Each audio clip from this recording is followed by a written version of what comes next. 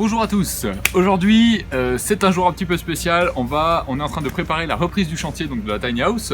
Donc je suis sur le pavillon de ma future maison. On va déplacer la tiny house dans les Vosges à Jarménil pour travailler avec d'autres personnes qui construisent également des tiny house. Donc voilà, ça va être un petit peu chargé donc au mois de juillet. Donc si jamais il y en a qui veulent nous rejoindre pour un chantier participatif là-bas, il n'y a pas de souci. Donc il y aura donc une autre personne qui construit, que je vais aider à construire sa tiny house.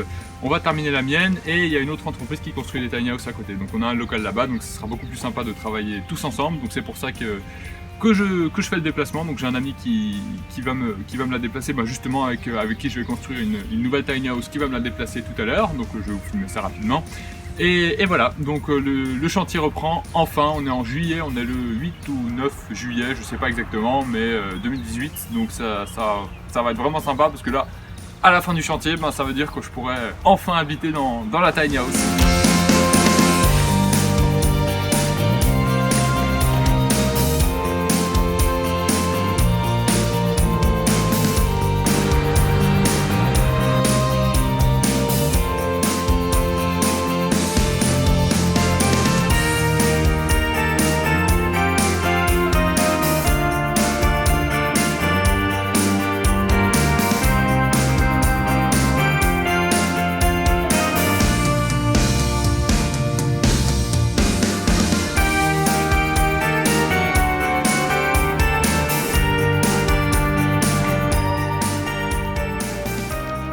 Alors c'était pas gagné d'avance, on a carrément galéré. Alors pour donner le contexte, on l'a déplacé de Orbet, donc en Alsace, jusqu'à Jarménil dans les Vosges, donc c'était environ 68 km je crois, exactement. Ouais, c'est ça. Alors déjà on est parti avec un SUV Nissan. La pub à Nissan. Ouais.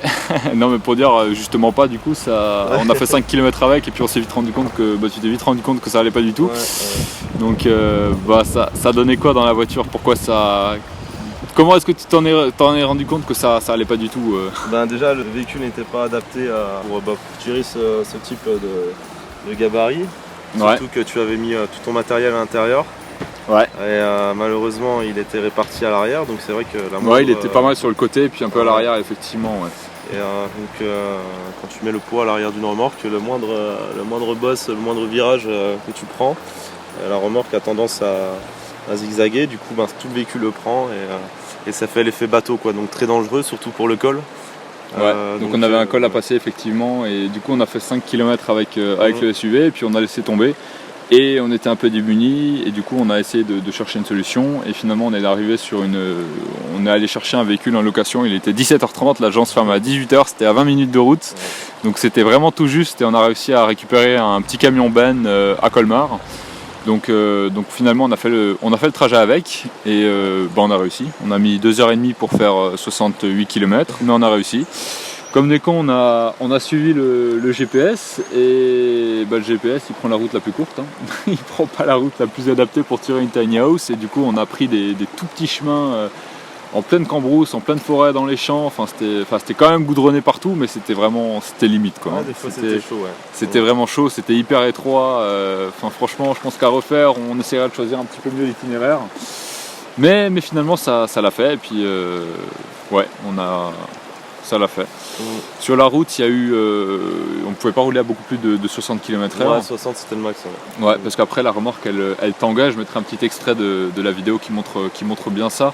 Ça tangue, en fait on a pu le vérifier en direct, ça tangue super beaucoup dès qu'on passe au-dessus de 60, en fait c'est super dangereux. Donc c'est vraiment, cette vidéo elle montre bien ce que ça donne et j'étais pas sûr, j'étais pas convaincu avant de le voir en vrai, mais franchement on le sent vraiment que ça bouge, que ça commence à tanguer puis on perd le contrôle du camion quoi. Ouais c'est ça. Donc ouais. Donc là on est à Jarménil dans les Vosges pour encore quelques jours, là au moins une semaine, 2 semaines, peut-être tout l'été. Déjà on va terminer la tiny house de Julien et puis on va terminer la mienne. Donc la tiny house de Julien qu'on vient de commencer. Mais le cadre est vachement sympa. Là on est à 50. Aux abords de la Moselle. C'est ça, aux abords de la Moselle. On est à 50 mètres du lieu de construction, donc c'est vraiment super. Et pour prendre la douche c'est top. Ouais, pour prendre la douche c'est top, pour se baigner c'est nickel. Bah ouais, moi je viens ici le matin et puis tu te retrouves dans la nature. C'est ça exactement. Non, et puis en plus on est à côté de deux autres personnes qui construisent leur première tiny house, donc petite entreprise là, qui démarre. Et donc c'est sympa, on peut mettre à profit les connaissances, le matériel, donc c'est vraiment sympa. Donc si jamais vous êtes intéressé pour venir encore en chantier participatif, donc il y a déjà Xavier qui nous a rejoint pour un jour donc cette semaine. Donc c'était sympa de bosser avec lui. Lui il a aussi un projet de construire une tiny house. Donc voilà, n'hésitez pas si jamais, vous trouvez les informations en description de la vidéo comme d'habitude. Et puis voilà, donc je pense que tu as encore quelque chose à dire, à rajouter? Bah ouais, venez nombreux. Ouais.